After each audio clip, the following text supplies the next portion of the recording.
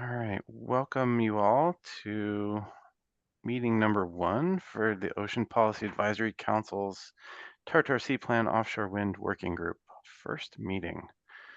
Um, Today is April 24th. Kind of hard to believe, it's almost May, but I am enjoying the springtime weather. So, and to set the stage for today, on December 11th, the OPAC decided to stand up and establish this working group.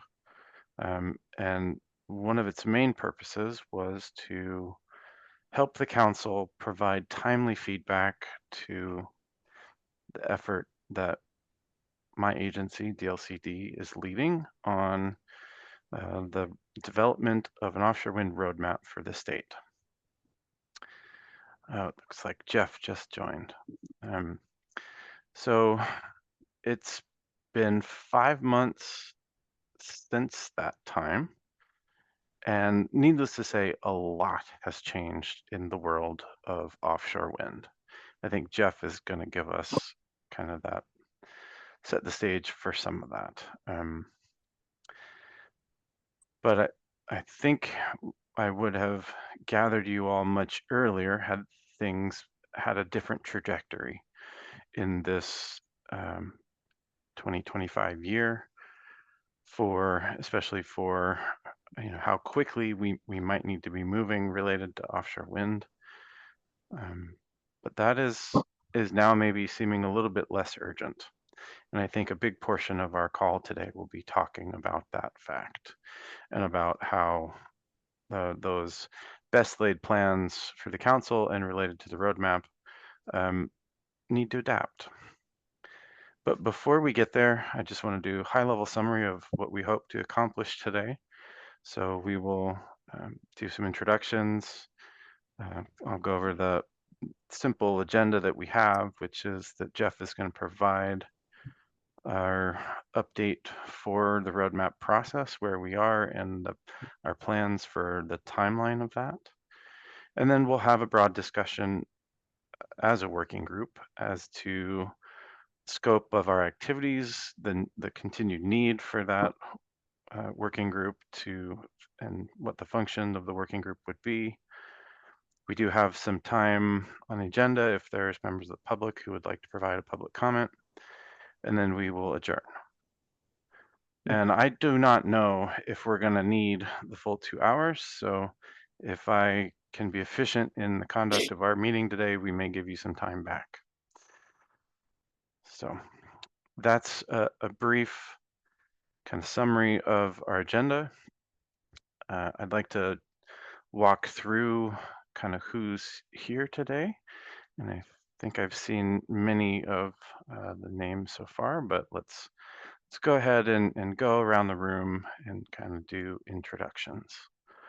So I'm going to start at the top of my list, and maybe I will preferentially introduce our DLCD staff first, and then we will go to OPAC members, and then we will go to any other members of the public on the line. So Cynthia, I see you first. Why don't you go ahead and introduce yourself to the group? Can you hear me? I can hear you, yes. We're just using Jeff's computer. Cynthia Smith, I'm the Offshore Wind Energy Policy Specialist working with Jeff on the roadmap, Offshore Wind Roadmap. Yeah. Did you need anything else? Nope, that's great. And pop it over to Jeff. Yeah, I think I know everybody here, but Jeff Burright, I'm the coordinator for the Offshore Wind Roadmap. As you might have gathered, Cynthia and I are here together at the Bob Chisholm Community Center in Seaside because we have a public meeting tonight focused on the roadmap. So nice to see you all. Excellent. Now I'm going to go down the list for OPAC members. I'll start with you, Tara. Hi all, I think I know everyone on the call just about. Tara Brock, Vice Chair of OPAC and member of this working group. Thank you. Jamie Faraday. Hi, Jamie Faraday. I'm on OPAC on the South Coast, Coos Bay. Glad to be here. Thank you, Jamie. Margaret. Margaret Corby, sorry, I was just eating, tribal representative on OPAC. Thank you, Margaret. Laurel. Good afternoon, everybody. Laurel Hillman, Oregon Parks and Recreation Department, alternate on OPAC. Justin. Yeah, hi everyone. I'm Justin Ainsworth. I'm the manager for the Oregon Department of Fish and Wildlife's Marine Resources Program, and just recently took over our agency seat on OPAC. Scott Groth had been filling it for the last couple of years. So, hello. Thank you, Justin. We don't have Ray Monroe with us today. Let's go to Joe. Hey everybody, I think I know everyone on the call too. Joe Liebesite, I'm the statewide conservation rep for OPAC, and I'm also on the roadmap group. Yeah, thank you, Joe. Natalia. Hi everyone, can you hear me? Yes, we can. Yeah, good.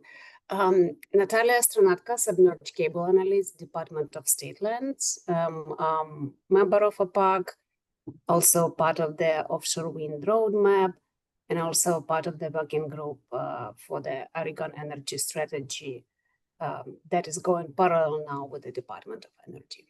I'm glad to be here. Thank you so much. Yeah, thank you, Natalia. Susan. Hi, I'm on another meeting on my video, so I'm not going to turn my video on here, but Susan Chambers with West Coast Seafood Processors, not on the working group, but a member and chair of OPAC. So I just wanted to keep up to date with what you guys are going to work on, and I'll listen in as much as I can, and good to see you all. All right, thank you, Susan. And I should introduce myself. I'm Andy Lanier, Marine Affairs Coordinator and staff for the Council. If we have any public attendees that join us during our call, I will maybe have them introduce themselves, and I will update the slide following our call to be a record of the meeting. So without further ado, I would like to move forward, and Jeff is going to give us a summary of kind of where things are on the roadmap. And Jeff, I don't know if I can give you control. Are you seeing the slides still? It says sharing is not turned on. The host is not allowing multiple presenter. Okay. Well, but I could if you could find a way to hand it to me. Yep. Just a second. Go ahead. You should be able to do that. Someone else is sharing. You'd have to stop. Oh, yep. Okay. There we go. All the little things. Okay. Let's see here. And I usually have two screens. Yeah. Perfect. Everyone seeing my screen? We're good? Okay. Some of these things that I'm going to show you are probably familiar if you've heard me talk before about the roadmap. But yeah, as Andy said, I'll give you kind of an update on where we are, what's been changing lately, some updates on the schedule that we're looking at, and some of the near-term actions. I also want to give a peek behind the curtain of the conversations that we've been having with the roadmap and some concepts we're discussing that could have a connection to work of OPAC and maybe relevant to this conversation. Starting, as I usually do, trying to remember why we are interested and exploring the concept of offshore wind at all for the Oregon coast. And the big reason why is that Oregon has clean energy targets, and we need an all of the above approach to get there. And Governor Kotek has stated a preference that it be an option on the table when the time is right, and that this roadmap is one way to better articulate what the path to offshore wind may look like for Oregon and how to do that right as a way to see if we can preserve it as an option down the road or when that time is right. Recognizing that there is opportunity there for economic growth and jobs and energy resiliency for the coast, some things that we could benefit, but also there are challenges. There are challenges related to consistency with Oregon's policies, effects to some communities of place or practice that need to be brought into any vision of the future.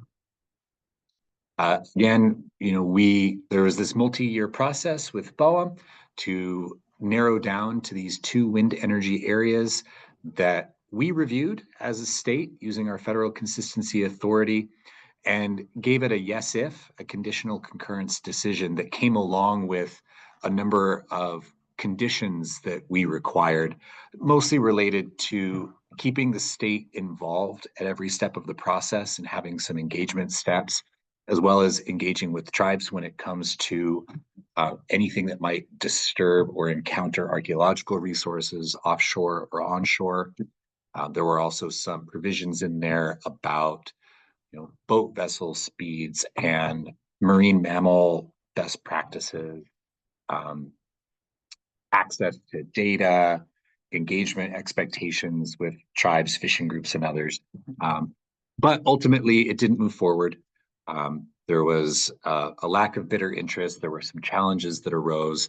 And also there was the awareness that this offshore wind roadmap was being developed as a result of the 2024 legislature, so just about a year ago.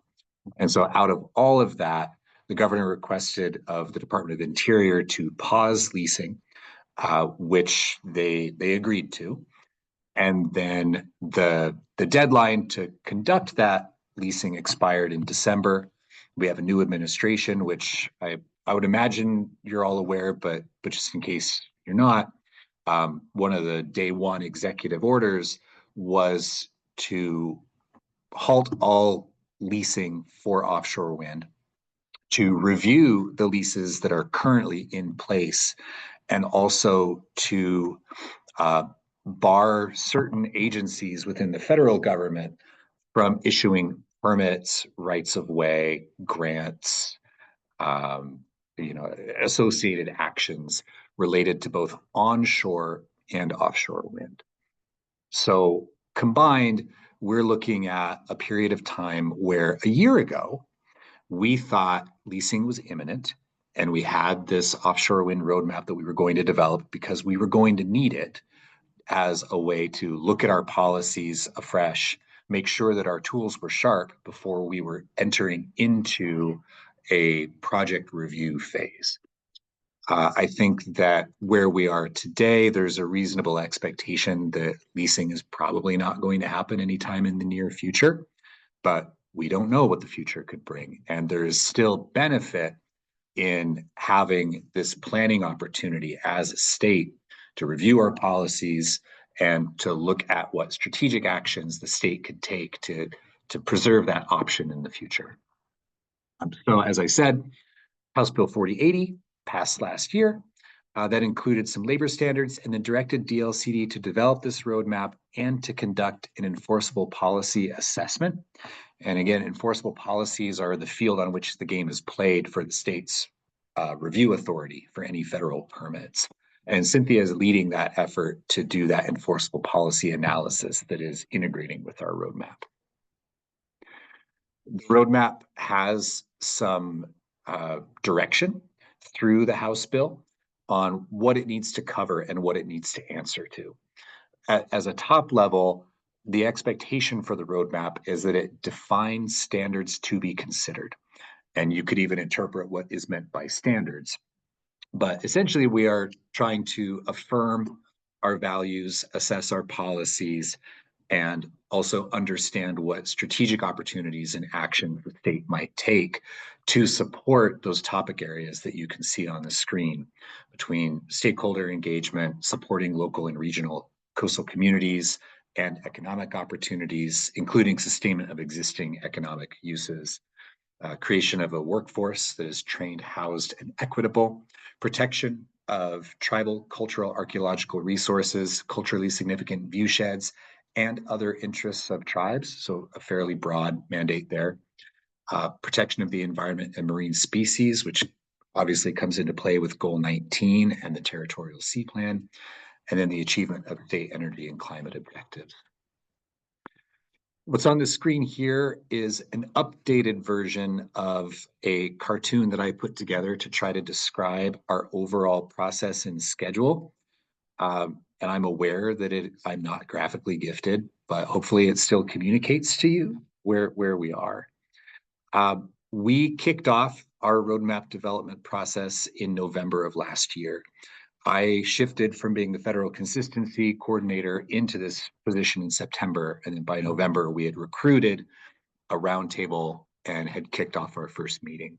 Our roundtable has about 50 members, not counting agency participants. So it's a fairly large table that we're trying to coordinate there. And that group has been meeting monthly since November on through June. And we're going to take a bit of a hiatus so that I can be building a decent draft of a roadmap document before we get back together in September with something a little more substantial for the group to respond to.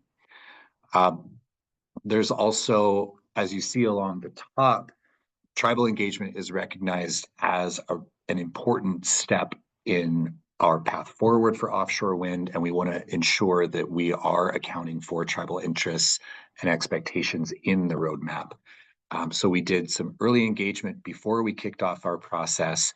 We've established a separate tribal table that has met once so far in March, and we have some additional a sequence of meetings in May, just because coordinating schedules is tough. And then we'll continue that on, leading toward, I think at this point, our expectation is that we would be assuming there will be formal consultation as part of this process. And so this tribal table is really trying to set the stage for that consultation and make sure that what we bring to that consultation will be meaningful. We also tiered off some roundtable working groups related to a research agenda and research collaboration and coordination, which I think has a connection to OPAC.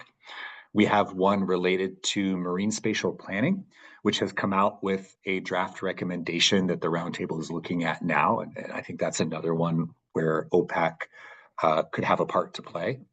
And then we have a working group related to community benefits and other enforceable agreements.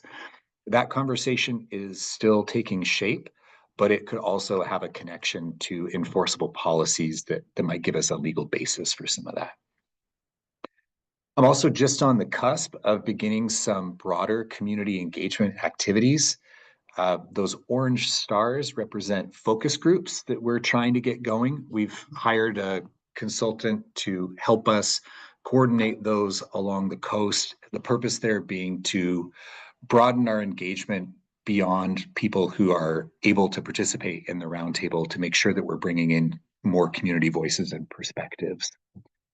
And then, as you can see, those blue boxes, we plan to have 3 public meetings here on the coast. Today is the first one in Seaside.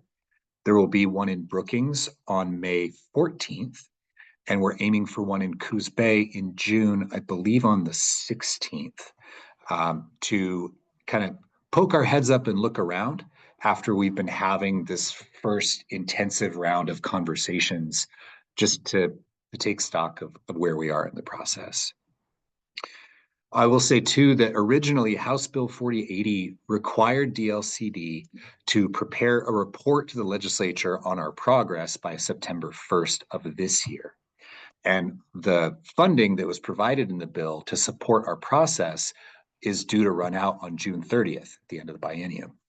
We have a bill that we participated in that is running through the legislature right now, House Bill 3963, which would allow us to extend our unexpended funds through the next biennium and then give us until January 1st, 2027 to provide a final roadmap. And the reason why we're doing this, There are a few reasons. You know, as Andy alluded to, with the change in federal direction, I think that it's fair to say that the urgency we felt a year ago to have this roadmap out on the street so that we can get moving on any policy amendments we need to make and filling gaps, that urgency has decreased somewhat. I think there's also just a reality that there's a lot of conversation that we were trying to fit into a fairly short amount of time, and a lot of engagement that we've wanted to do from the start that is just taken a lot to coordinate. And so examples of that would be the tribal coordination that is taking longer than I expected to try to coordinate and get those conversations together. And we want to make sure that we have sufficient time for those conversations to be meaningful. Similarly, with the fishing community, we haven't really gotten there yet in our conversation. You know, we've been meeting for 6 months or so, and we're going to tee up the first conversation in May, recognizing that we just need some more time for that. We also recognize that the Oregon energy strategy that Natalia talked about, it's due in November of this year.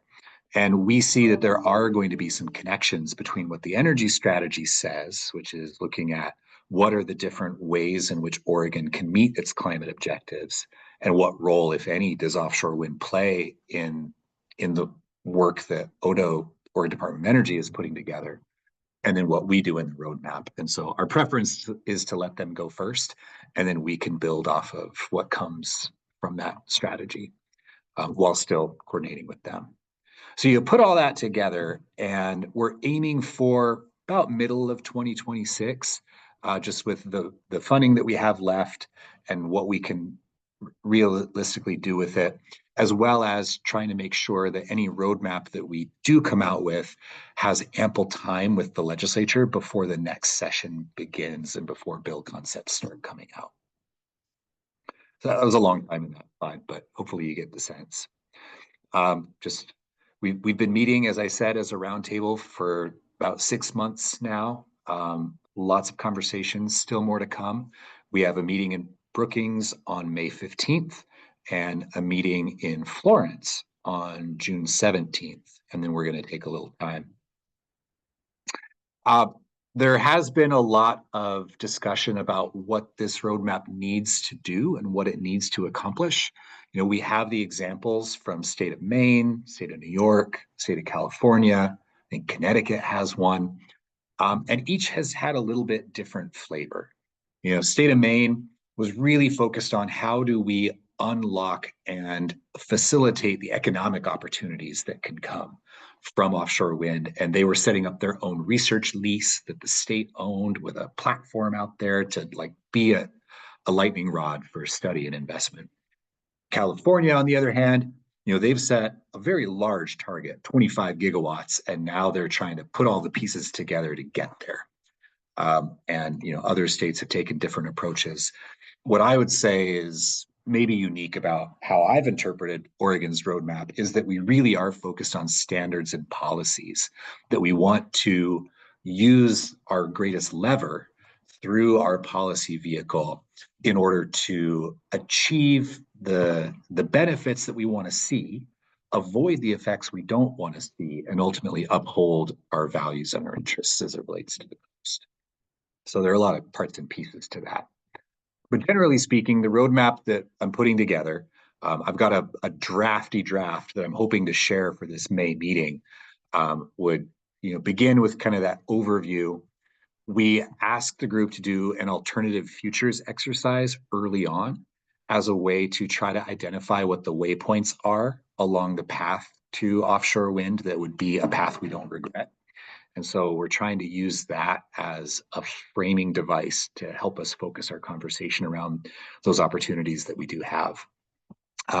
We have that state policy assessment and the recommendations that might come out of that to fill gaps. And then this idea of strategic planning elements, things like marine spatial planning or chasing a research agenda collaboratively with California and Washington, those kinds of things, or things in the energy realm that might facilitate the opportunity for offshore wind. Now to some of the, and I've alluded to some of these already, but just the conversations that we've been having among the roundtable that are finding their way into this draft. We've been identifying waypoints at different phases in development as a way to try to understand which pieces need to come where in the process in order for us to stay on track and not feel like we need to pull off to the side. This concept of exit ramps has come with us from the beginning, that people want this opportunity to, if things aren't going the way we want, can we pull over until the conditions are right to get back on? And so we've been learning some things by identifying those waypoints, because those waypoints point to values. And as I said, we've been doing this policy gap discussion. I'd say that the bulk of our conversation over the last 6 months has been around identifying those effects that are of concern to us, or those benefits we want to capture, comparing those to the policies we have on the books, and figuring out where the delta is. And we're getting there with that conversation. We have talked about whether the state should lead its own marine spatial planning, or as Andy likes to refer to it, more an inventory of where there might be policy challenges out in federal waters. We have the Territorial Sea Plan that does a great job of setting boundaries within the Territorial Sea of where development may be more or less suitable based on our policies. But we see an opportunity, like what other states, California and New York, did, to do like a suitable sea space analysis, where we can extend our policies, such as our viewshed management policy or benthic protection policies, those kinds of things, and see if we were to follow and like trace over the path that BOEM took to identify the 2 wind energy areas, but that we made some adjustments doing it the Oregon way, would we end up in the same place, or might we find other places? We've been talking a lot as well about how to responsibly manage uncertainty and risk, bringing in the concepts of the precautionary principle, adaptive management, and how we can prescribe it through our policies to give us a hook after the permit is done, to let the state have an ongoing role in accountability and reviewing the information that comes in. The mitigation hierarchy that's built into the Territorial Sea Plan and how we go through that. So those are conversations. We're talking about a research agenda, which I understand that the STAC is kind of leading that effort for the state right now. Right. And so we're trying to integrate that research agenda that is specific to Oregon to answer the questions that we need to know for our system and our environment, but then also coordinate that regionally with California and Washington. And California has just begun setting up its own version of a science collaborative that brings in multiple stakeholders around the same table to discuss their own research needs. And we're talking as well, should Oregon do that? Is that an opportunity for us to try to build a consensus outside of the formal permitting process, but then also give us an entity that can talk to California and Washington as we coordinate? We've been talking about community benefit conversations. What is the state's role? How do we convene it? Can we require it through our policies? And we're exploring that. We're also exploring what it would take for the conditions to be right for developers to feel like they have a welcome from the state. That's something that I've heard when talking to developers is, we took a run at Oregon and we found out that the risk climate was just not what made sense for us, which is why 4 of the 5 developers pulled out. And so they're really looking for some kind of market signal or signal from the state through its policies, through its processes, or through the planning work that we do, to let them know that there is some amount of confidence if they invest in Oregon again. And so we're trying to articulate what that might look like. And then again, talking about this concept of exit ramps. What do they look like? How do you get out of one once you're in one? How do you enforce one?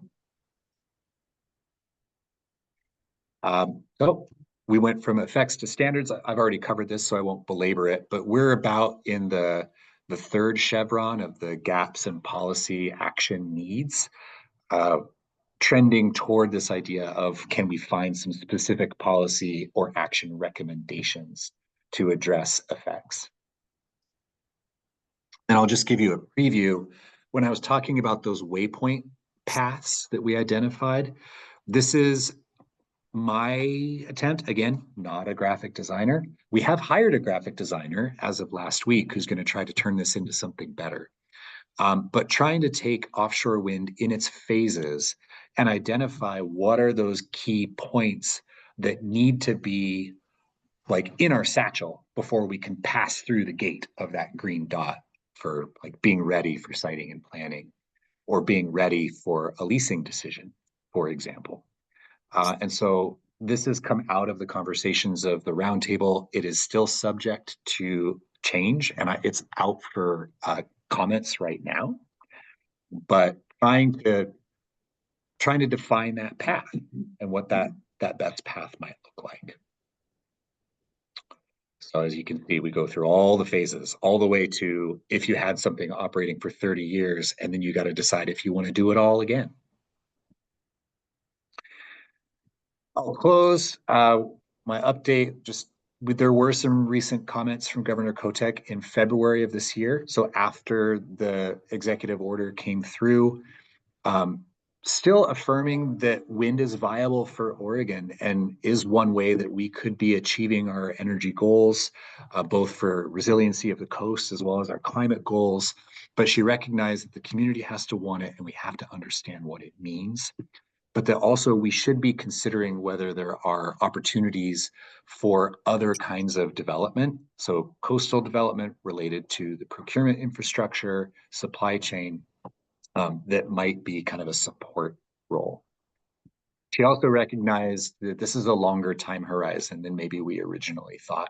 And so again, to that point of, we have a little bit of time to use this planning to best effect, to try to figure out where the opportunity is over the next 4 years to position us best for a future that may include offshore wind or may not. Where is the smart money and where is the time well spent? But also to then do our best to define the path that someone someday may decide is right to walk. And I'll stop there. Great. Thank you very much, Jeff. So I will just turn it to OPAC. I have some questions I could ask, but for those of you in the room, what questions do you have for Jeff, clarification wise or other, or comments about the roadmap process to date? The floor is open.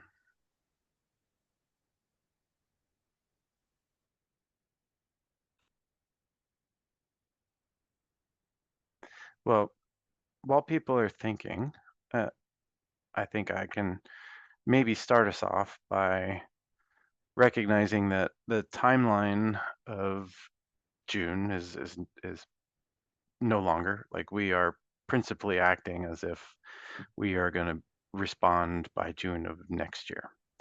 So that means that some of the urgency for this working group is lessened. But when are the right times for OPAC to provide input into the process for you? Like, when does it make the most sense? Recognizing that we're going to have a meeting in May, a couple of weeks from now, and also in towards the end of October. Sure. Okay.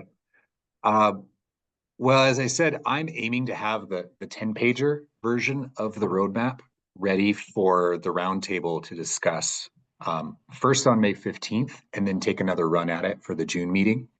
The idea being that I'd like to have something in hand that as I'm doing more engagement work through the summer, I have something that is reflective of the conversation, but also just to let people know like what all the conversations so far have amounted to, and get some early feedback on here are areas where I need to go do a lot more work to flesh something out, or here are areas that are maybe controversial and we need to have more conversation.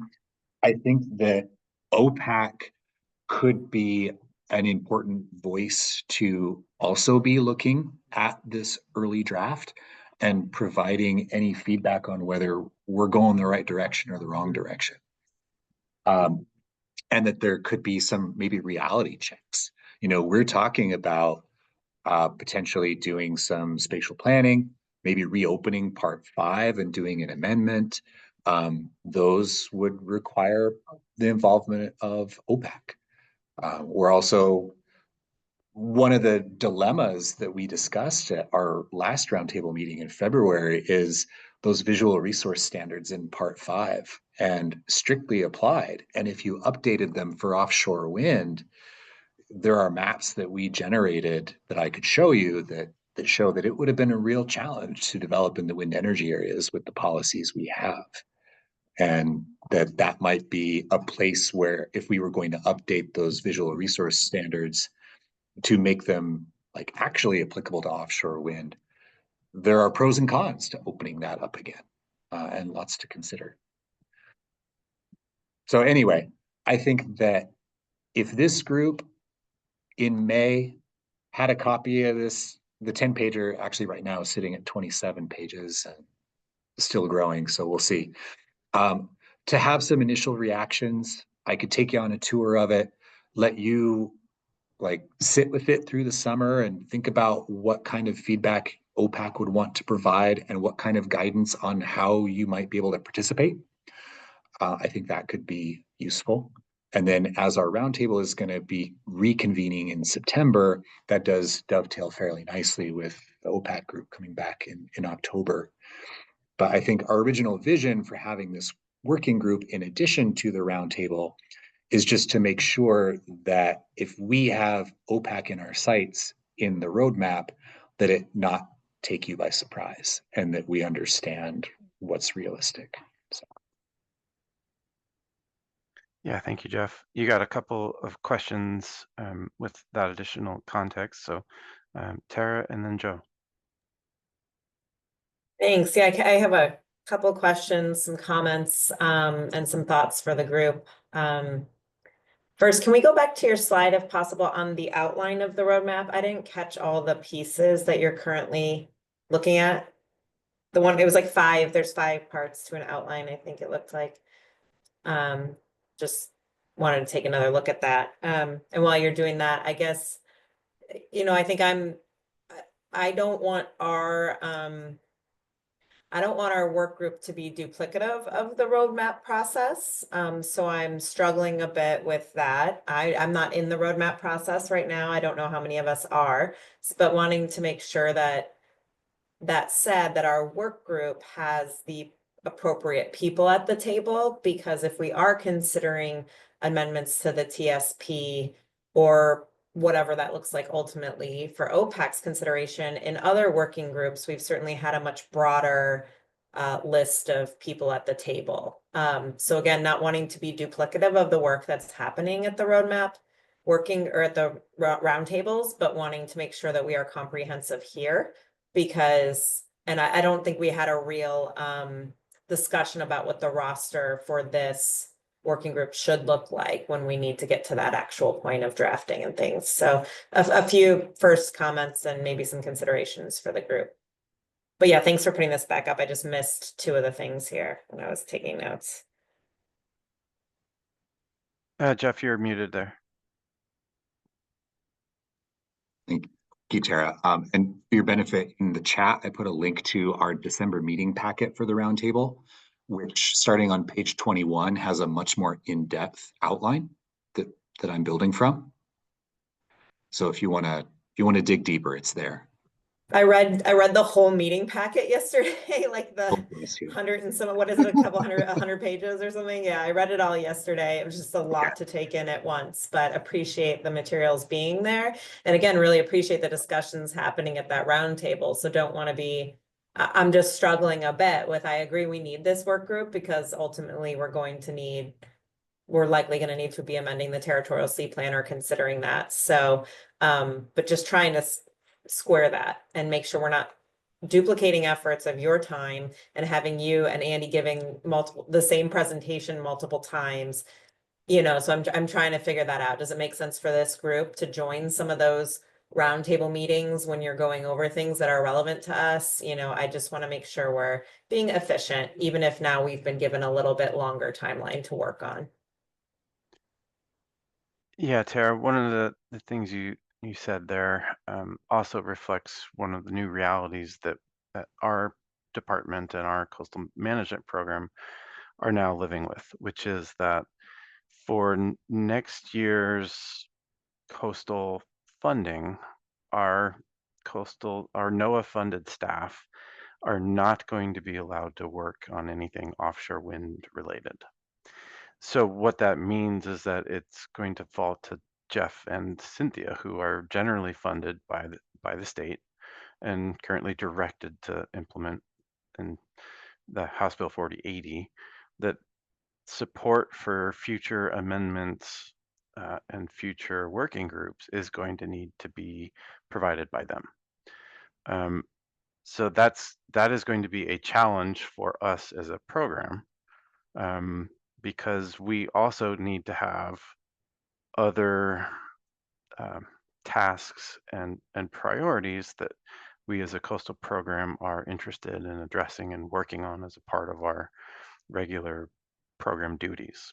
And you know, we are thinking as a program staff now, when we're about to resubmit our assessment and strategy, to basically move everything away from a focus on offshore wind and amendment of Part 5 to other enhancements to our ocean management program.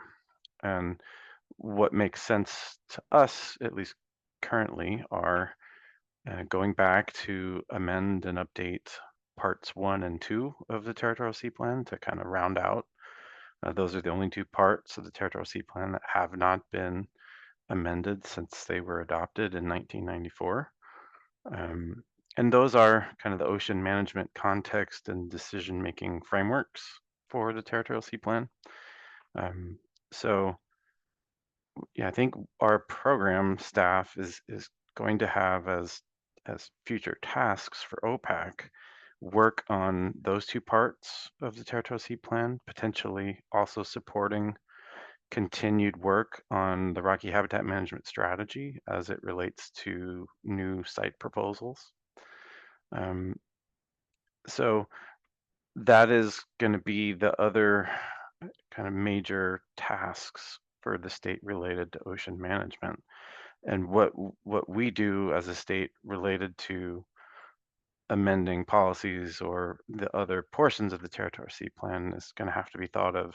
So it's going to be an interesting balancing act, because OPAC only has so much capacity. There's only so much time, and you know, our working groups are you know, gonna need to be laser focused and efficient to do what we need to do. If Part 5 remains a priority to have as an amendment, we need to kind of think about overlapping timelines together so that we can get the things that we need to get done. So that is kind of a confounding factor in all of this work. This is kind of brand new for OPAC. It's going to be something I think we bring to the council in May and make them aware of. So it's part of the new reality that we are living in, and so it does mean that I think if a Part 5 plan amendment is recommended by the roadmap and kind of also recommended by OPAC, that we think about scoping and conducting that appropriately and thinking about the timeline for that. So I'll stop there. Joe, and then Margaret. Okay. Yeah, thanks. I don't think Jeff had a chance to respond to Tara's question, but I'm kind of double down on that too. I was wondering exactly what you want this work group, which is composed of some of the members of the round, a fair amount of the members of the round table. So I guess, yeah, doubling down a bit on Tara's question, but also how would STAC be engaged? I remember last time hearing that STAC is being There's a lot of new member, or Karina is trying to recruit more people on Stack. I don't know where that's at, so it'd be good to hear about that. I think it would be good having some of the Stack folks engaged potentially if it is needed. This committee is needed in tandem with the roundtable group. So yeah, I just want to hear your response to those things. I can provide you the update on Stack. I attended their last meeting on Friday of last week. They are, I think, moving forward 2 additional nominees to join Stack. They have made progress on the work that OPAC originally charged them with, but they are also going to be asking OPAC at the May 7th meeting whether or not the charge to them still stands and the timeline of that charge, because they were challenged to meet that timeline. So they have made good progress on it. I've seen some of their thinking in terms of how you might prioritize different types of research relevant to the state and different focus areas. And they have identified a great start to what a research agenda might include. But that is kind of where they are, and they do plan to have a conversation at the May 7th OPAC meeting to ensure that the council still wants them to continue that charge, given the offshore wind landscape has changed, and what that may include. I do think, just speaking personally, there's value in having our scientific experts continue to provide input into what state priorities related to offshore wind impacts would be. Because personally, I don't think that this is an issue that's going to forever go away. I think we may be dealing with this again in the future. So having, some time to get ahead of these things and to state the important resources and or uses to try and understand the impacts on is very valuable. Margaret, please go ahead. Yeah, I'm only gonna jump in. I don't know if Jeff, if you wanted to make a comment about Joe's kind of question, just I think about the redundancy, which I think is just what you're pointing to, Joe. But my comment is more that it feels to me that this group really would be, I think either complementing and like confirming what the roadmap is. So I feel like the utility of this group is like just preparing for the amendment, because the TSP amendment has to come from OPAC, right? And so I think us, the public engagement component, though, it does feel like you're addressing, and if the roadmap points to recommendations, it feels like OPAC needs to really be opening up the territorial sea plan for amendment according to what's recommended, because you are engaging a very robust level. You have a large public engagement process, and I'm guessing the roadmap will outline some that OPAC will be considering. But I feel like this working group is just here, maybe kind of in standby mode, to get these updates about maybe those components that are being flagged, like for what might be recommended for the update, and then like be ready for them, and then be maybe thinking about those and thinking about what that amendment process needs to look like at OPAC, right? I don't know if that sounds, but that's just what I'm getting out of this, is that, we're kind of next in line, and we need to be ready, and we need to kind of understand what the roadmap group is kind of recommending. I guess I'd respond with 2 questions back to you all. Out of our process, we are identifying some specific gap areas inside of part 5. I've got 7 or 8 of them right now that I could show you that we're thinking about and talking about. Is there value in having this work group kind of have a second set of eyes on those gaps to say whether you agree they are or not, or whether you want to influence whether they are included in the roadmap as gaps, as you are yourselves experts on territorial sea plan and goal 19, if you see a role for yourselves to be kind of reviewers of the part 5 gaps, that could be like an area of specific feedback. But my other question would be, do you foresee that OPAC as a body may want to comment on the roadmap, provide any kind of response to it, endorse it, challenge it? And if so, is there a value of this group being where that percolates to then be able to generate whatever OPAC might say in conversation with the roadmap? But that's different than like territorial sea plan. So that's like, right, there's like territorial sea plan pathway, and then there's like the roadmap endorsement also element that you're asking about. Is that true? Okay. Yeah, the one is, do you want to get in the weeds of where there might be gaps before we open up a process? So kind of take your first advanced look at it. That's one question. And then the other one is there a purpose for this working group to kind of be the intellectual power and driver for a OPAC response, participation, whatever, with the roadmap?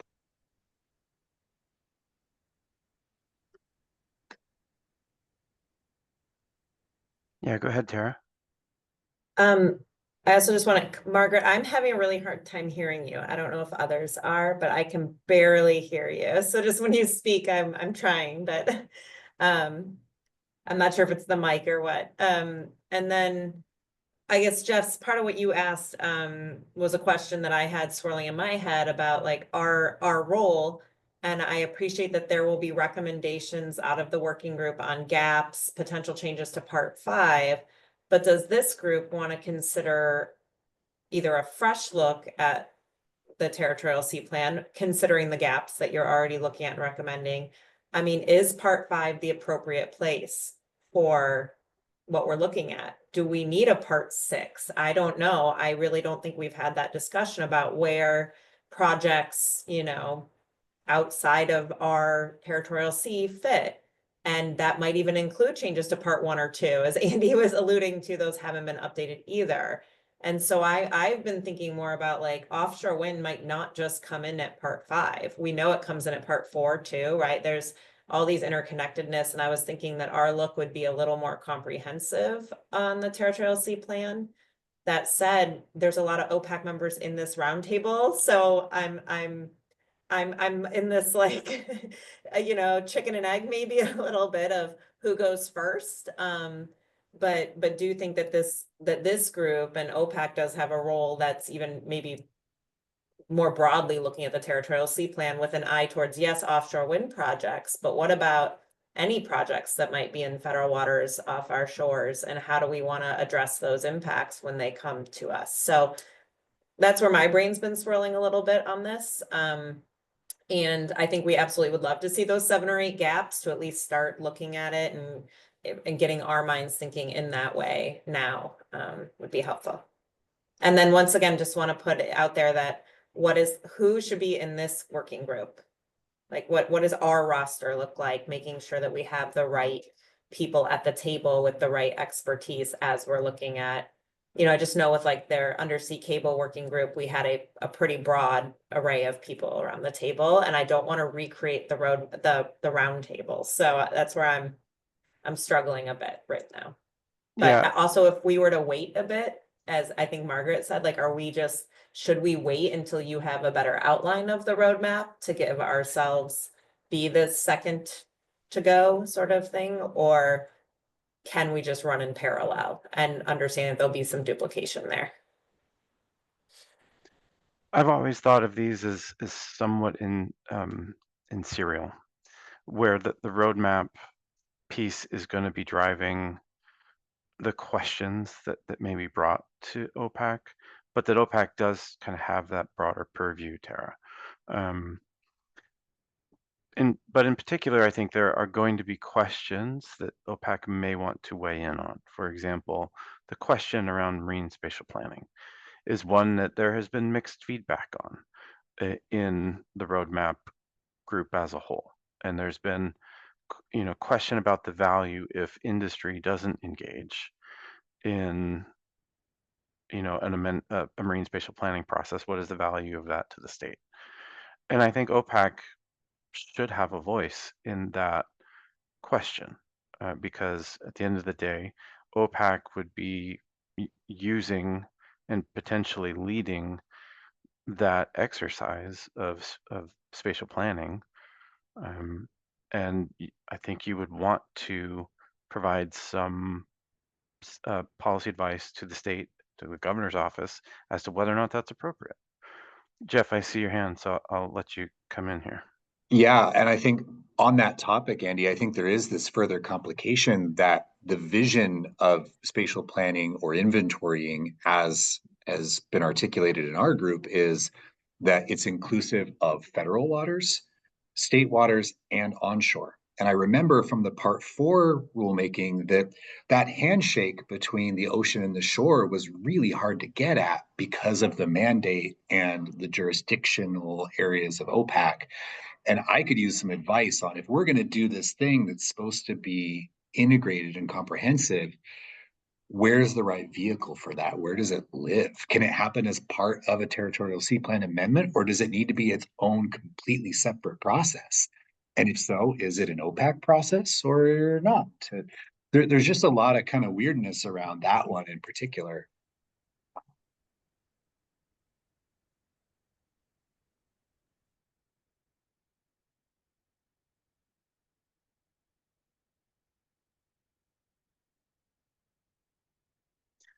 I just do, Margaret, that is correct. It's a recommendation coming from the Marine Spatial Planning Work Group of the Roadmap team.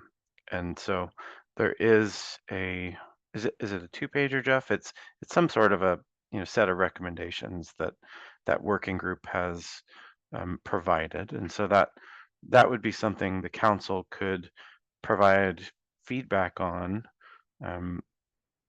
to Jeff as he's working on his draft. So, I mean, that recommendation is available now, and OPAC could consider it at the May 7th meeting if that's something that you feel strongly about making or providing advice on currently. Yeah, go ahead, Natalia. Yeah, thanks, Andy. Yeah, all of you made a very good point. It's a lot, but I think it's two-way street. I'm having trouble hearing you, Natalia. Could you get closer to your mic? Can you hear me now? No, it's still pretty quiet. Wow. Can you hear me now? That's a little bit better. Wow, it's interesting. Okay, I just switched my There you microphone, go. so Yep, that much it better. feels system.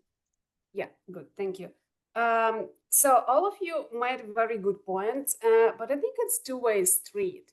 We can use roadmap group to inform OPAC, and at the same time, I think also OPAC can, this working group, OPAC, Offshore Wind Working Group, can start in general review the Territorial Sea Plan, Part 5, considering recent amendment in Part 4, because we were talking during that working group that we should amend Part 5. So we should, because there is a JART meeting that also question when it should be gathering and etc. I don't think we need now like Part 6, because considering what Andy explained, Part 1 and 2 amendment and funding resources, it's a lot for DLCD. I think we really need to think how should we revise this consistent with all different parts.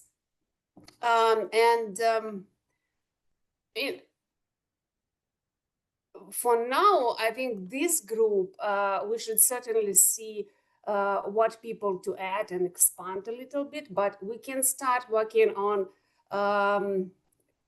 look at Part 5 and other parts in all together to create some framework, identify gaps. And Jeff mentioned that there is already 7 or 8 gaps DLCD has. So we can look at that. But at the same time, yes, we don't need to duplicate Jeff time and roundtable groups meeting. Probably maybe, as Jeff pointed out, in June, 10 pages summary will be ready. So maybe that document we can present to this working group that we have right now, and just to guide them what we are planning. Because I assume, and at least this is like vision, that this working group then can smoothly be as a OPAC working group for amendment of Part 5. But by that time, this group will gather all information and identify gaps, how we can connect Part 1, 2, 3, 4 to this Part 5 to be inconsistent. And then also roundtable meetings, summary, what we are planning next. I think that would be good. And also, you mentioned stock. Yeah, I think that stock representatives should be in this working group, because if we are talking about now a little bit isolated from the federal funding, we need to rise and find some resources inside the state. So it also will be related to some research funding in the future, maybe some database, regional cooperation with California, Washington, or other states, and etc. Yeah, and we can look people who can be in this working group. Yeah, but certainly we should not duplicate the efforts. But yeah, we can start revising all parts and Part 5 particular. Thank you. Oh, and another point, connection also with the energy strategy, because as I'm part of the working group, they also now identify policy gaps, energy strategy, and what should be amended there. And they're not considering offshore wind right now. So that's also could be kind of a PAC recommendation parallel that maybe energy strategy should consider that. And also recent report from Oregon Climate Action Commission, when they have Climate Action Roadmap 2030. And this is about clean energy standards and House Bill 2021. There is some recommendation as well. So it should be kind all together in consistency. Just, to reinforce each other with recommendations. Thank you.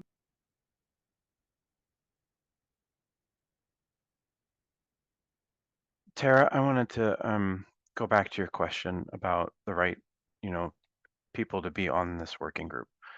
And I think that there might be two phases of work, and the people needing to be on the working group might change depending upon those phases.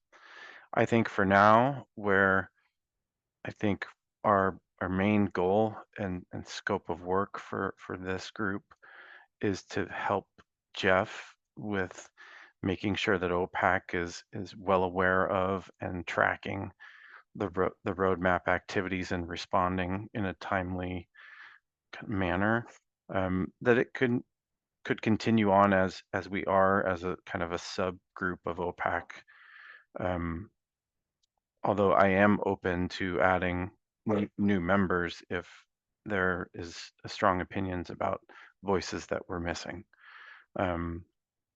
But I think as soon as there is the function as a part of a working group to lead and draft amendments to Part 5 or any other part that's related to offshore wind, there I think you transition from kind of the subgroup of OPAC into a broader universe. And I think of it as, a smaller group than the roadmap effort, but,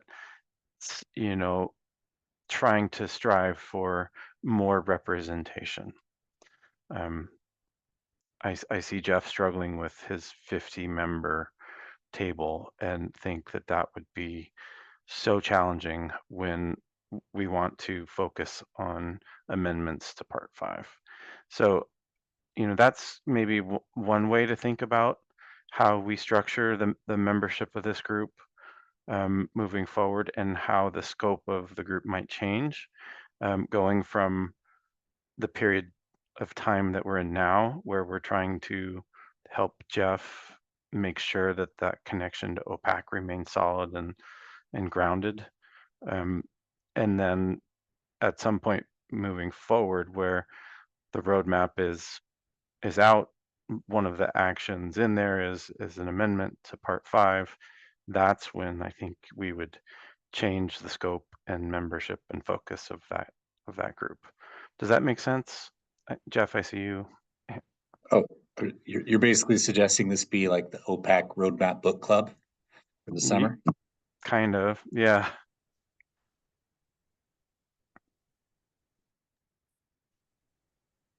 I mean, that makes sense to me. I guess my concern is our work at OPAC being limited by what the roundtable or roadmap suggests.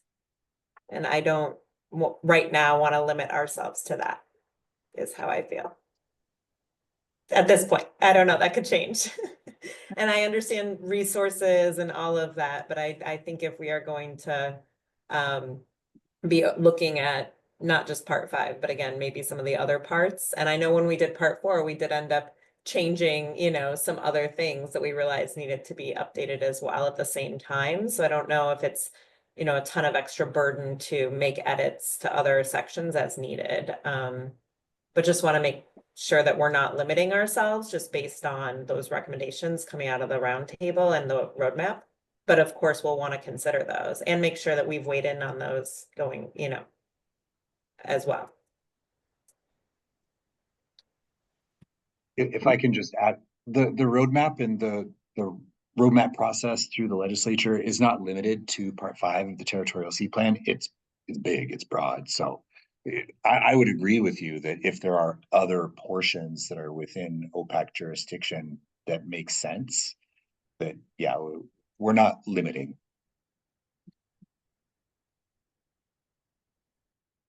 Laurel, I saw your hand up briefly. Did you want to comment on something? I just had a question because there are some things like Jeff shared that are existing recommendations, but they just say possible recommendations. Is that still pending based on the final roadmap? I'm just wondering about timing because there's some elements of that that have a clear nexus with OPAC and different parts of the Territorial Sea Plan that are recommendations. I'm just wondering if those are likely to change or. Yeah, So that's why I lowered my hand because I was like, well, I mean, there might be some things that if they were final recommendations, we could start discussing whether that makes sense to move forward on, maybe. I think it's a great question. Yeah.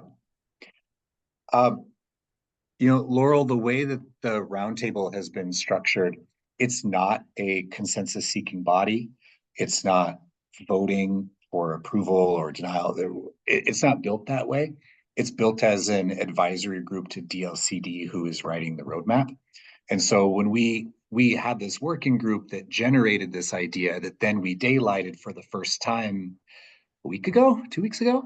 And so people are still percolating on it and thinking about it. And so, you know, what I would say is when there is something that is like firm to really discuss, you know, there's going to be June, which is like the 30% version. There's going to be September, which is trying to make a complete roadmap, but recognizing that some parts are probably going to be wrong and are going to be negotiated through the fall and the winter. And then under our current plan, like maybe February-ish, you know, there could be a draft that goes out for public comment. And then we would open it for 45, 60 days, whatever is appropriate, receive public feedback, and then probably have another final round of revision before it gets submitted to the legislature. So it would probably be down the road before anything gets taken out of that potential recommendation.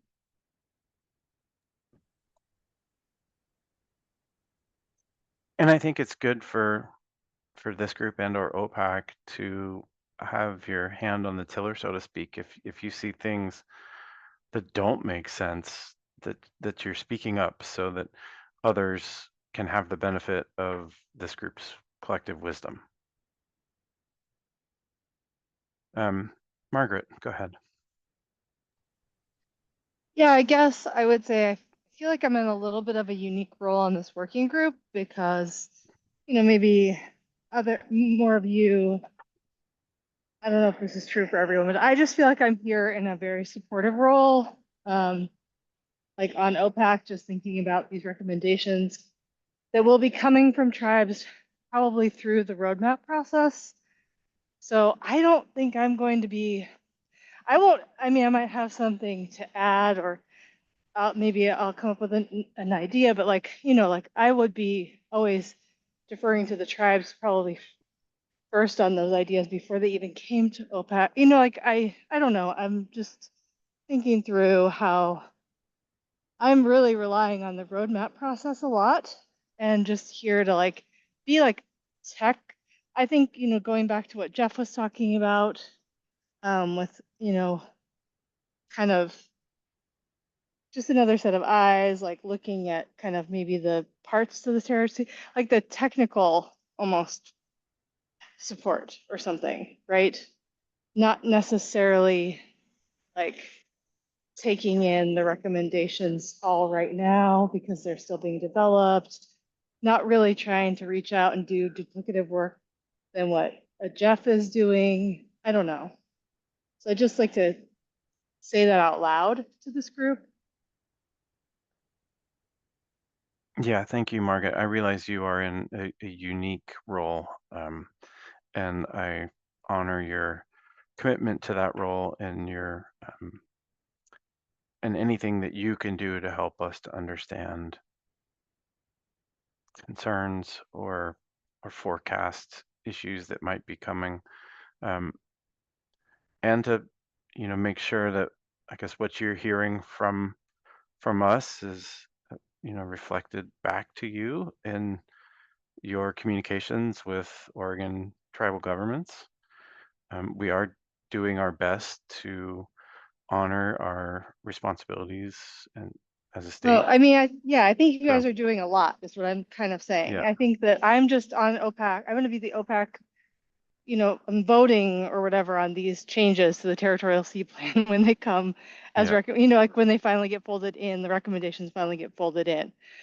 And, so I'm trying to be ready for that, but I'm also just here, I guess, in more of like a technical support role, whereas like other people might be in a different, they might want something different out of this working group than what I would, I guess I don't know where everybody's at, maybe we're all looking for different things. So just wanted to share what I was focused on. yeah. Thank you. I think that is important. And I wanted to lift up something Margaret asked in the chat, which was like who in this group is already on the round table? Because Margaret and I are not, but is everybody else? Because we're okay. No, Susan and Joe and Justin and Laurel and Natalia as agency advisory to it. That's it. So yourself and Jamie and Margaret are not. But every meeting is public. There are opportunities for comment. We we want people to come. It's just, you got a lot on your plate. Yeah, and you've got 50 people already. Are you calling for more of us? I don't know. I see Jamie has his hand up. Sorry. Yeah, I like Margaret, feel a little bit in the dark, and I wish I had done the same thing as Tara and read the lengthy report. But I've made note of that, and I will do that. And I have made note of things like 6 or 7 gaps in part 5 that you mentioned. Is that in the report? Let's see, it'll be in the April meeting packet had some discussion. The very last thing in the April meeting packet is the notes from the February roundtable meeting. And we had breakout groups talking about gaps in different areas. I can just read to you. I sent it in an email to Andy this morning just to have it. Mm-hmm. But I can just give you the quick rundown if you'd like for a minute. Sure. Okay. Jeff, maybe it would be good for Cynthia to kind of introduce her role in this Sure. as one of the kind of sources of this early analysis. Just so the group gets the chance to kind of meet her, understand her role in this. Okay. Yeah, and I'm not prepared. So a lot. Oh, you just got muted. I think you were being picked up by Sorry. Jeff's computer. Yeah. So most of you are on the round table and know what I'm doing. I'm working with both the local and state. Wait. The local and so I'm seeing, oh, I see what he's doing. Sorry, we're moving laptops around. So I'm working with both the local governments and the state to look at existing enforceable policies and see where there might be some gaps as it relates to offshore wind development. We've met with most of the cities and counties. We still have yet to meet with Curry County and those cities down there. And then we've been working with the state, looking at both agency capacity and then also looking at where they might see gaps in enforceable policies. When it comes to the Territorial Sea Plan, most of our gaps are listed in Part 5, but there are a few gaps that are listed in 2, 3, and 4. I put that in the chat. We've got quite a spreadsheet that I don't dare pull up right now, but it's quite extensive, and I don't know if it would be worth having those folks who are not on, or just having this working group look at that spreadsheet of possible effects, see kind of what we're looking at. I don't know, I'm looking at Jeff right now. I think that may be a great next meeting agenda item topic, because I think that would be helpful for our working group to kind of do the run through of that together. I think that would kind of give us an initial universe or inventory of what's been considered, and that may spark some brainwaves and us, allow us to go and track down other things if, this group can help to find what we may have missed. So I think that could be a really good activity for maybe a summertime working group meeting. And I think together with kind of the early draft, those things might go together nicely to kind of bring this working group up to speed.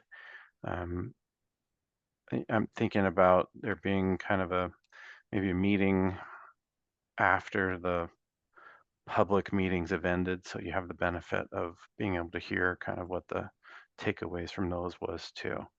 So you could have a kind of a multi-part meeting where we really dive into the details specifically that this group would be appropriately suited to kind of review and then provide feedback to the council on afterwards. Sounds like a good idea. Jeff is putting in my face this long list of here. Territorial Sea Plan Part 5. Yeah, I don't know if I mean, I could share everything that's on this list, but I don't know if we want to spend that time on it, but Jeff. But that's what I offered to do was you want through the gap list. Do you And guys, Andy was do you like, want to "Oh." hear Part 5 gap list? Or what's, I see Jamie. Briefly. Briefly? Yeah, it would be useful. That's why we are gathering. I mean, Okay. we need to start to think about. You turn it around. You start. And I think, Right. just to follow up with Andy said, I think for the next meeting, having this more laid out, for us, very specifically, all the gaps being identified, even if they're just preliminary, because that would be really helpful for our group to start thinking too, Yeah, through and that lens. so we have this giant effects to policies to gaps spreadsheet that from that we're going to extract out kind of the gap strategy table. And we're hoping to have that by like May or June. So that would be, I'm sharing the screen right now. It is on 11 by 17 small font. It's 10 pages. But we look at a variety of things, including the effects of interest, the effect details, the corresponding policies, maybe the strongest or most applicable excerpt. And then also way over here is the enforceable policy strength, how we can strengthen it, whether there's a gap, a wish list, maybe some issues or needs. So quite a long list, and those who have been on the roundtable have seen this before. Again, it encompasses a lot of stuff. So I will stop sharing and let Jeff go over the part 5 gaps. yeah. Well, just on the screen, that email that I sent to Andy and Cynthia this morning. As I'm generating this 10-pager draft of the roadmap, I just extracted these for today's conversation. But for part 5, we have the pumas and the rucas, and there are these ecological protection standards that apply inside those delineated boxes. And they say have no adverse ecological effect, which is a great standard and it's well defined, but it's inside these boxes. And if you could broaden that to just say in the territorial sea, don't do this. Now using the state's geographic location description, or GLD, we can take that policy and shoot it out into federal waters with no problem. And so there's just like a minor language tweak that could let an already strong standard have a greater geographic reach. The visual resource policy is one that I alluded to before, and the notion that if we could update those figures to be reflective of the height of offshore wind turbines. Wave energy, when it was modeled originally for part 5, they were looking at only 3 meters tall. And so when you're standing at a class 1 viewpoint, that arc is a lot different when it's 9 feet tall versus 1,000 feet tall. And that there may be some additional considerations to put into those standards, such as sacred tribal viewpoints, or whether we want to look at the project review criteria, which are kind of those modifying criteria of how many days is it cloudy? Are there lights at night? How big is an array versus a single turbine? And just trying to make sure that the policy is fitting for the use case. There was also a recommendation, not all of the policies in part 5 got approved by NOAA to be used in federal consistency because they didn't check one of the boxes of the approval criteria. So it might be worth revisiting those ones that didn't make the cut to see if there are any tweaks we could make to make them more applicable, or more approvable rather. One about whether part 5 and goal 19 has within its scope protection of cultural practices. It talks about recreation and it talks about fishing, but is this a gap area for part 5 where part 5 has the authority to have policies related to it? It's probably worth a fresh look at the fishing protection standards, and also the parts talking about agreements. We have some experience now with the PacWave project. We have what's happening in other states around offshore wind, where they are building these working groups to try to come up with a standardized framework for agreements. That's happening in California right now. And also just fresh conversations with the fishing community, just take another look at our fishery standards and see, do we like them? Are they fitting our needs? Part 5, I think this is the case, but it seems like part 5 is not speaking directly to vessel operations. And this was something that we ran into with the BOEM review last year for leasing. State of California had a 10-knot speed limit for their boats.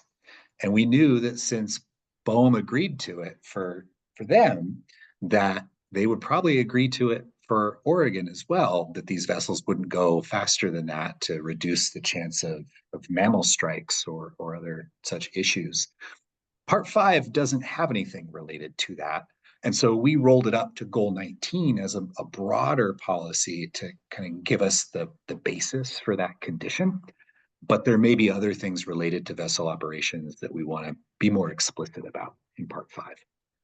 And then the final one that I captured, and there may be more, but the final one that I captured so far is that part 5 right now is focused only on the energy facility that may someday exist, but it can't cover like the site characterization activities that would happen after a lease is issued, but before a permit is submitted. So like if the Boehm leasing had proceeded, they were going to be doing geotechnical surveys, poking holes in the seafloor, and doing geophysical surveys with sonar and such, and then placing buoys out there. And we didn't have, through part 5, specific standards that would have applied to that phase of development. So there's a taste. Yeah, so that gets into the weeds of part 5 and how thinking about offshore wind as the driver of applying the standards kind of really brings into question whether or not the state is ready to have something out there that's consistent with our vision, our policies.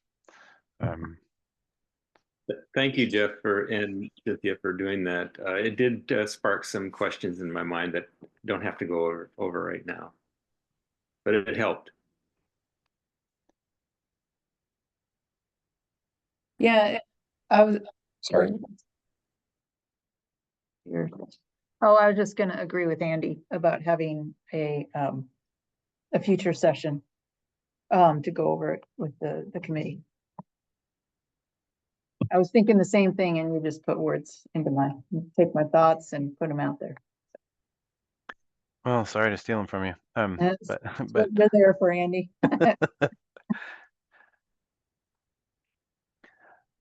So I feel like we have touched on the things that I wanted to touch on today from our agenda. We talked about kind of our scope as a working group and our timing. I think a meeting this summer to go over the early draft to get a more in-depth look at the gaps analysis as it is. And I guess any other thing that OPAC wants to, that we think is important enough to raise as an issue at OPAC. I think we kind of talked around most of those needs that I can see now. Tara's asking if we want to schedule that now. I think that's a great idea. And one question is, are we talking about one meeting or 2 meetings? I think we may be talking about 2 meetings that would occur between the OPAC meeting on May 7th and the OPAC meeting on May 29th. I think we might need 2 working group meetings, one to really get a digest and the background and to get us all on the same page for what's in the early draft roadmap and what the recommendations are related to gaps in part 5. So I think we might need 2 meetings.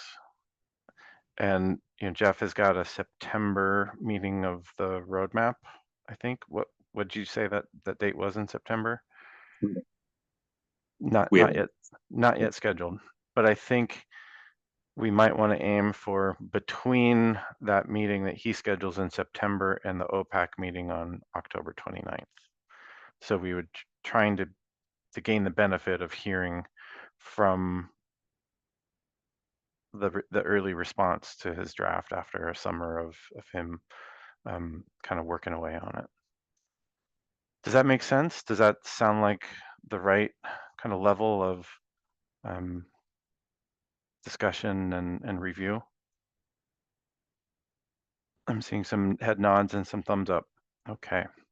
Yeah, it makes sense, and maybe we can in agenda put also those gaps start to discuss for part 5, and also the 10 pages when Jeff will prepare summary in June somehow, so we can create that agenda next one. Yep. So does thinking about timing, Jeff, when is your last? I want to give you like a week of space between your last public meeting in June and before we would start to consider scheduling. That may be testing your memory of when those are. Yeah, June 16 and 17 are the days for me. Okay, the week following looks good, but is that too close, or would you feel like the week after would be reasonable? That would be the week of 23rd through the 27th of June. I'm not here that You're week, not there. but Okay. but I'm sure summer's going to get rough for scheduling generally. So the following week would be, I mean, it's 4th of July week, so I'm sure a lot of people also might be taking off. How about that second week of July, the towards like the end of the week, the 10th or the 11th? I will be out in July, yeah, but if everyone else can be, that's fine. Well, you know what I can do is I can pick a range. I can pick like a week and then we can doodle and then figure out the best availability. But if the hardest part is just picking that first week to doodle and trying to see if we can get a critical mass in there. So I might actually doodle both of those weeks, the 23rd through the 27th. And the second week of July, which would be the 7th through the 11th. That sound okay? Sounds good. Okay.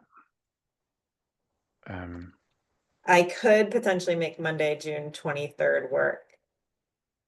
Okay. But then I'm out the rest of the week. Okay. And then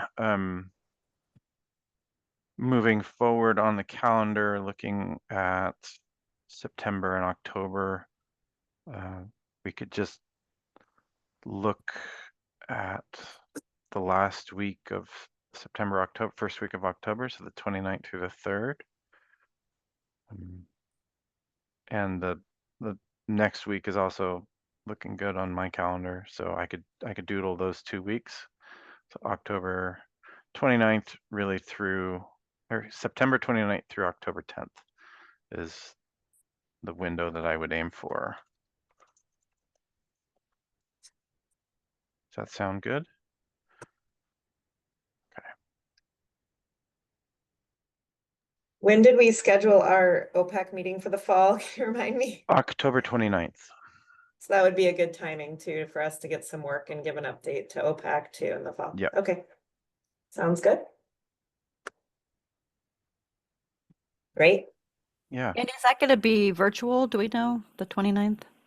I'm hoping I can get some money from the state budget to get us in person again, because I really miss being able to see you all in person for OPAC meetings. So I'm going to continue to try.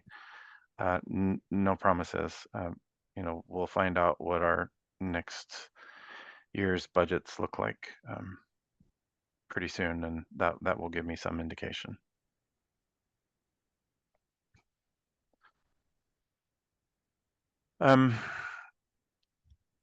The other thing to consider moving forward with this working group is that in the past we have had a member of OPAC be a co-chair with staff so that they can help develop agendas. So I don't know that we need to do kind of a vote today to establish a chair of the working group. But if anybody wants to nominate themselves, I think it's probably going to be a pretty low effort task because the staff really will help do most of the heavy lifting. But if any of you does want to step forward, I'm happy to kind of do that now if we want. Joe? Sounds easy. I'll do it. Joe, is there? Famous last words. How many meetings are we talking about Won't be again? a Just a big few, time right? commitment. We're talking about two meetings this, one this summer, this fall. Yeah, I can handle that. Thank you, Joe. So does the group have consensus on Joe as the chair? I'm not seeing anything other than support. Thank you, Joe. I will document that in our meeting summary. Is there anything else for the good of the order? I think we've hit our mark for today. Thank you, everyone, for being here and for your time. Anything else before I give you some time back on your calendars? I just want to also say thank you to Jeff and you and for all the work and the presentations. They're so clear. Reading even the long meeting packet and summary, just like really, really great job. I know that's a big group to wrangle, and so far I have not been participating, but it just from the outside appears like you guys are getting some really good work done. So just appreciate you and appreciate you giving the presentation that you've probably given several times now to us as well. So Oh, John, thank you. You're here. All right. Well, thank you all. Jeff, good luck tonight at your community meeting. Thank you. The rest of you have a great rest of your day. Thank you so much. Thank you all. Thanks. Thanks. Bye, everyone.